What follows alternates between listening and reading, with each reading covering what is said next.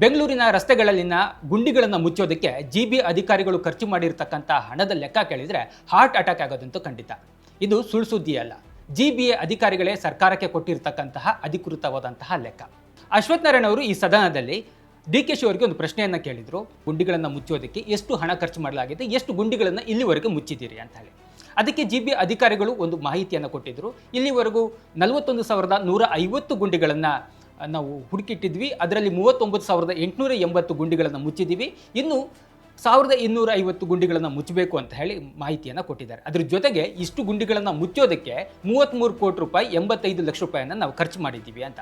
ಅದರಲ್ಲಿ ತುಂಬ ಇಂಟ್ರೆಸ್ಟಿಂಗ್ ಆಗಿರ್ತಕ್ಕಂಥ ವಿಷಯ ಏನು ಅಂತ ಅಂದರೆ, ಒಂದು ಗುಂಡಿಯನ್ನು ಮುಚ್ಚೋದಕ್ಕೆ ಜಿಬಿ ಅಧಿಕಾರಿಗಳು ಖರ್ಚು ಮಾಡಿರ್ತಕ್ಕಂಥದ್ದು 1 ಲಕ್ಷ ರೂಪಾಯಿ. ಒಂದು ಗುಂಡಿಯನ್ನು ಮುಚ್ಚೋದಕ್ಕೆ 1 ಲಕ್ಷ ರೂಪಾಯಿ ಹಣವನ್ನು ಖರ್ಚು ಮಾಡ್ತಾರೆ ಅಂತ ಅಂದರೆ, ಜಿಬಿ ಅಧಿಕಾರಿಗಳು ಡಾಂಬರನ್ನು ಬಳಸಿದ್ದಾರೆ ಅಥವಾ ಚಿನ್ನದ ಲೇಪನವನ್ನು ಬಳಸಿ ಗುಂಡಿ ಮುಚ್ಚಿದ್ದಾರೆ ಅಂತಕ್ಕಂತಹ ಒಂದು ಪ್ರಶ್ನೆ ಉದ್ಭವ ಆಗದೆ. ಬೆಂಗಳೂರಿನ ರಸ್ತೆ ಗುಂಡಿಗಳ ಸಮಸ್ಯೆ ಬಹಳ ದೊಡ್ಡ ಮಟ್ಟದಲ್ಲಿ ಕಾಂಗ್ರೆಸ್ ಸರ್ಕಾರಕ್ಕೆ ಮುಜುಗರ ಉಂಟು ಮಾಡಿತ್ತು. ಈಗ ಅದರಲ್ಲಿ ನಡೆದಿರ್ತಕ್ಕಂತಹ ಭ್ರಷ್ಟಾಚಾರ, ಜಿಬಿ ಅಧಿಕಾರಿಗಳು ಮಾಡಿರ್ತಕ್ಕಂತಹ ಎಡವಟ್ಟು ಮತ್ತೊಂದು ಸುತ್ತಿನ ಮುಜುಗರಕ್ಕೆ ಎಡವು ಮಾಡಿಕೊಡ್ತಾ ಇದೆ.